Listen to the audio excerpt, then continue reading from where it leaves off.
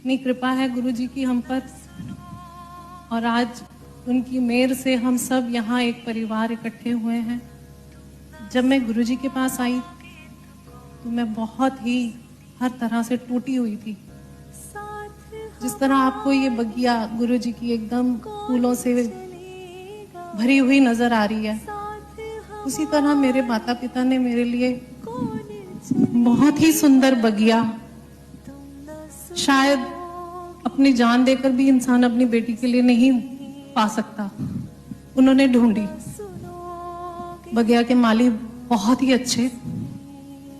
उस बगिया में एक बहुत ही सुंदर गमला, संजीव जी मेरे पति, मगर अभी कच्चे थे, जिंदगी की सच्चाइयों को नहीं समझते थे। वक्त के साथ हमें ये पता चला कि माली तो बहुत अच्छे हैं जो मेरे फादर इन लॉ थे, बट वो बहुत अकेले थे।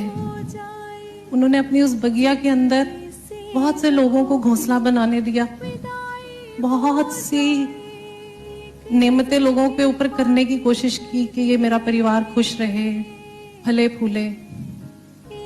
मगर पता चला कि वो घोंसले के अंदर जो उन्होंने पंछी बसाए थे कि ये मेरी बगिया में रौनक लाएंगे, मेरे गमले का जो इस गमले में ये फूल, नाजुक सा फूल हमने मिलके लगाया है, उसके हरे भरे होने में ये सब सहयोग देंगे। मगर ऐसा कुछ नहीं हुआ।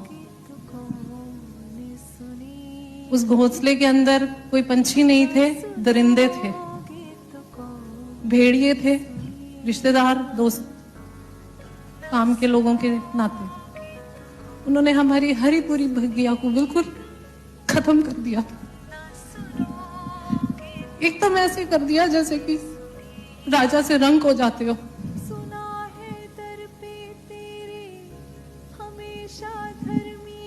बिल्कुल टूट चुके थे एकदम। करीब आप कह सकते हैं कि 16-17 साल का सफर मेरा नरक से भी बदतर निकला। कहने को सब कुछ था मगर शांति नहीं थी। हर इंसान मेरी तरफ या मेरे पति की तरफ या मेरे घर की तरफ सिर्फ ये देखता था कि इसको कहां से नोचे, कौन सा ऐसा हिस्सा है इनके शरीर का, इनके काम का, इनकी आत्मा का, जिसको हम इतना कलेश दें कि ये अपनी इस दुनिया से चले जाएं। परमात्मा की दया से 2 छोटे छोटे बच्चे इस बगिया में आए, सब कुछ लुटा के। जब हम बिल्कुल थक टूट गए, इसी सड़क के ऊपर मैं और संजीव जी परमात्मा को ऐसे देखते थे, हे परमात्मा, हमें अपने साक्षात रूप में नजर आओ। हमने कौन सा ऐसा गुनाह कर लिया कि हर इंसान हमारे लिए दुश्मनी का ही रूप लेता है। हमारा सब कुछ चला गया। हमें मनुष्य रूप में दर्शन दो, हम उनको छू सके, बात कर सके, हमें शक्ति चाहिए। नहीं तो ये जो 2 छोटे छोटे फूल हैं, कलियां, ये तो खत्म हो जाएंगी। और इस तरह हम गुरु जी की बगिया में पहुंचे। वहां पे बहुत से टूटे हुए गमले और बहुत से ही मुरझाए हुए फूल खिलखिलाते हुए नजर आए। पहले ही दिन मुझे ये लगा कि मैं बिल्कुल ऐसे परमात्मा के दरबार में आ गई हूं। अब यहां से मुझे कोई नहीं छेड़ सकता, कोई मेरा कुछ नहीं बिगाड़ सकता।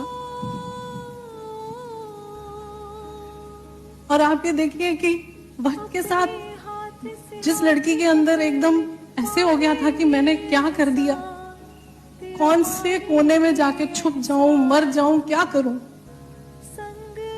जिस इंसान के लड़के के दिल में ये था कि मैं अपना परिवार कैसे पालूं, क्या करूं मैं, गुरुजी ने इतना आशीर्वाद दिया।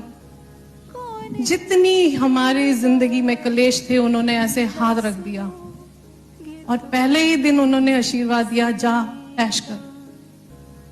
मैंने जब भी गुरुजी से बात करने की कोशिश की, उन्होंने हमेशा यही कहा, पूछया ना कर, पूछया ना कर, जा ऐश कर, ब्लेस कितना। और इतनी ब्लेसिंग्स हैं गुरुजी की। हमारी लाइफ जो बिल्कुल नेगेटिव ट्रैक पे थी एकदम पॉजिटिव ट्रैक पे आई। बीच में दौर ऐसा आया जब हम गुरुजी के पास आए कि हमें लगता था कि जैसे धोबी घाट के ऊपर कपड़े को पीटा जा रहा है, और टाइट हो रहा है स्क्रू, और टाइट हो रहा है स्क्रू। बट हम हमेशा गुरुजी को यही कहते थे, गुरुजी हम आपको छोड़ के कहीं नहीं जा सकते, आप हमें नींबू की तरह निचोड़ रहे हो, हमें मंजूर है, मगर हम उस दुनिया में अब नहीं जाना चाहते जहां सिर्फ ढोंग है। इतनी पॉजिटिव एटीट्यूड दिया उन्होंने। मेरे अंदर जितनी नेगेटिव फीलिंग्स थी, जितनी परेशानी थी, जिन जिन लोगों को लेके मेरे दिल में एक क्रोध भी था, एक घृणा भी थी कि इन्होंने हमारे साथ ऐसा क्यों किया, वो गुरुजी ने बिल्कुल मेरे अंदर से भाव को शांत कर दिया और मुझे इतनी शक्ति दी कि मैं अपने परिवार को, अपने बच्चों को, अपने पति को देख सकूं। संगत के रूप में परिवार दिया है, हरा भरा परिवार, जहां हम सब मिलके खुशियां मनाते हैं, एक दूसरे का सहारा बनते हैं। ये सबसे बड़ा सत्संग है मेरे जीवन का, और ये मेरा दूसरा जन्म है जो गुरुजी ने मुझे दिया है।